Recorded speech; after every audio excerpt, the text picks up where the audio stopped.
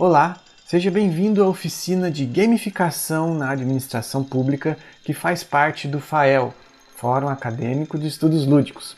Eu sou Bruno Castro, doutorando em administração pela Universidade do Estado de Santa Catarina. A gente vai começar com uma coisa bem simples, bem rasa até, que é estabelecer qualquer mal-entendido sobre o conceito de gamificação, tá? Gamificação, para o fim que a gente vai ver aqui, é o uso de técnicas de jogos em contextos externos aos jogos para resolver problemas do mundo real. É esse conceito que a gente vai usar para dar esse novo olhar para a administração pública. A gente vai tentar aqui aplicar esses elementos de jogos para melhorar esse relacionamento entre governo e cidadão, entre o Estado e a pessoa que precisa do Estado, seja para um serviço de saúde, de educação, de transporte, enfim. São muitos os laços que a gente tem diariamente com a administração pública e a gente vai ver aqui que esses laços podem melhorar um pouquinho se a gente souber usar bem alguns elementos que os jogadores já estão bem habituados a ver no seu dia a dia. Eu quero começar te mostrando um elemento de jogos que está bem presente na maioria dos jogos que a gente tem por aí, mas que às vezes passa despercebido, que é o chamado aventura. Então eu vou pegar aqui o Super Mario Odyssey para a gente dar uma olhadinha e entender como é que funciona esse elemento. O chamado aventura em qualquer jogo aí da franquia do Mario aparece normalmente logo nas primeiras telas do game. Você está vendo aí na tela o Super Mario Odyssey, que deixa bem claro que tem uma princesa sequestrada por um vilão, e o encanador, que é o herói da história, tem esse chamado aventura, que é percorrer o que for necessário, derrotar quem for preciso para resgatar essa princesa. Bom, como é que esse chamado aventura a gente consegue traduzir no nosso dia a dia na administração pública? Vou trazer aqui um exemplo de um dilema que os gestores públicos enfrentam, que é o uso do transporte coletivo de maneira, às vezes, desordenada. Ou seja, aquelas pessoas que se esparramam no banco do ônibus ou do metrô e que, de alguma maneira, a gente precisa educá-las com jeitinho para elas terem um comportamento que respeite mais a coletividade. Vamos dar uma olhadinha primeiro em como uma prefeitura aqui do Brasil tratou esse dilema, tá? No caso aqui, a Prefeitura de Florianópolis. Você está vendo aí na tela essa ação que a Prefeitura de Florianópolis fez para divulgar nas mídias sociais esse recadinho que tenta conscientizar as pessoas para não se esparramar dentro do ônibus, enquanto faz um trocadilho com um versinho, uma cantiga popular. Não que esse tipo de ação seja inconveniente, longe disso. Tem um propósito bem definido, tem essa coisa lúdica de trabalhar com a cantiga, mas se a gente for lá no mundo dos jogos, observar o chamado aventura, como nós vimos lá no Mario Odyssey, a gente consegue extrair algum elemento um pouco mais provocativo à ação. E vou te mostrar agora um exemplo disso em funcionamento. Está aqui na tela uma campanha do metrô de Los Angeles, que tinha um desafio parecido. Eles queriam conscientizar as pessoas para não se esparramarem dentro do transporte. Então eles fizeram esse vídeo institucional, que vou te mostrar aqui um trechinho para você perceber bem como tem um chamado aventura. Dá uma olhada.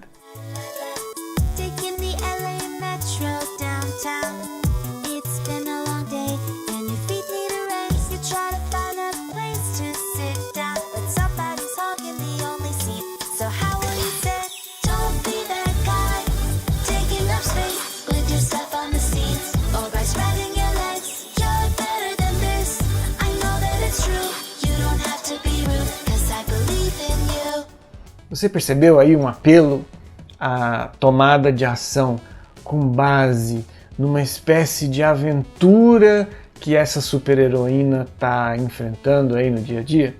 E, principalmente, você percebeu que o apelo "eu acredito em você", que aparece bem grande ali no final, ele tenta transformar o cidadão em herói? o cidadão fica empoderado. Ele é um herói, alguém que merece confiança, e a jornada que ele percorre todos os dias no transporte coletivo já é uma aventura. Ele só não sabe disso. E aí a campanha meio que tenta criar essa consciência. Você já está numa aventura, então eu queria te convidar a fazer essa aventura de uma maneira determinada, de uma maneira mais organizada. E a conexão com os jogos que acontece aqui pode não ser explícita, mas considerando que a maioria das pessoas, isso qualquer pesquisa mostra, joga em alguma plataforma, seja no celular, no console, no computador, isso mostra que as pessoas têm uma predisposição a entender essa aventura como jogo, e esse casamento das duas coisas, essa campanha conseguiu fazer, na minha opinião, de uma maneira bastante feliz. Outro aspecto dos jogos que dá para aplicar na administração pública é a questão da concorrência. Vamos olhar essa palavra de um jeito simpático, tá? Concorrência entre amigos, concorrência saudável, competição, certo? Ver quem é o melhor em determinado atributo, em determinada tarefa. E aí eu quero trazer do mundo dos jogos essa tela aqui que vocês estão vendo do Candy Crush, que aparece quando a pessoa termina uma partida porque acabaram as vidas, e aí ela tem esse convite para pedir para os amigos oferecerem vidas para ela continuar, certo? Só lembrando que Candy Crush é aquele jogo de celular bem viciante e que as vidas nesse jogo são uma coisa muito cobiçada. Pois enfim, o que a gente pode aprender dessa tela aqui de peça aos seus amigos para te enviar vidas?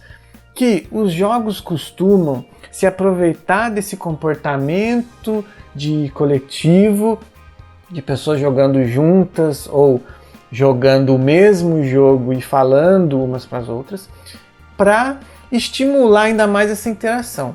E na administração pública, a gente pode aproveitar disso em momentos em que o cidadão pode se sentir mais motivado a tomar determinada atitude, quando você mostra para ele que os amigos, os vizinhos estão fazendo essa atitude que você quer. Vamos ver num exemplo aqui para deixar mais claro. Esse exemplo é da Prefeitura de San Marcos, na Califórnia. Tá? Eles estavam com um problema grave de uso de ar-condicionado. A matriz energética daquela região não estava preparada para que no verão todo mundo estivesse usando ar-condicionado em casa. Então eles estavam estimulando as pessoas a substituírem o ar-condicionado pelo ventilador. Aí a gente vai ver aqui o que aconteceu para eles terem que recorrer a uma técnica de concorrência vinda dos jogos. Vamos ver. Primeiro, a Prefeitura de São Marcos tentou essa abordagem aqui. Eles colocaram avisos nas portas das pessoas dizendo: troca o ar-condicionado pelo ventilador, você vai economizar $50 na conta de luz.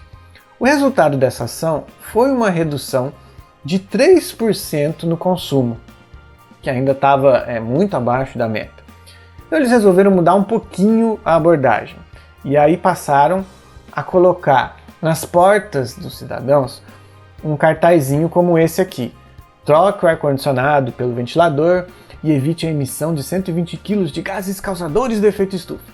A expectativa aqui era que, pelo apelo ecológico, as pessoas fariam o que a prefeitura pediu para elas fazerem. Mas ainda assim não funcionou, a redução foi só de 3%. Por fim, a prefeitura foi atrás dessa motivação da concorrência vinda dos jogos e passou a colocar na porta da casa das pessoas um aviso como esse aqui: faça como 77% dos seus vizinhos, troque o ar-condicionado pelo ventilador. O resultado é que o consumo de energia elétrica caiu 10%, porque esse tipo de mensagem pegou na veia jogadora das pessoas. Elas estavam vendo que os vizinhos tinham determinado comportamento e, numa espécie de competição saudável, tentaram emular esse comportamento. Então veja, é mais uma ferramenta para a nossa caixinha de ferramentas de gamificação que pode ser usada na administração pública para estimular comportamentos determinados nas pessoas. Um elemento bastante presente nos jogos, tanto analógicos quanto digitais, é a sorte, é o inesperado. Na administração pública dá para usar a sorte e o inesperado com alguns cuidados, claro, para estimular o cidadão a se envolver com a coisa pública, a fazer a parte dele em assuntos como, por exemplo, o pagamento dos tributos. A gente tem um exemplo muito difundido no Brasil, que é a nota fiscal paulista e outras notas fiscais atreladas a prêmios em outros estados, em outras cidades. Aqui em Florianópolis mesmo existe um projeto local assim.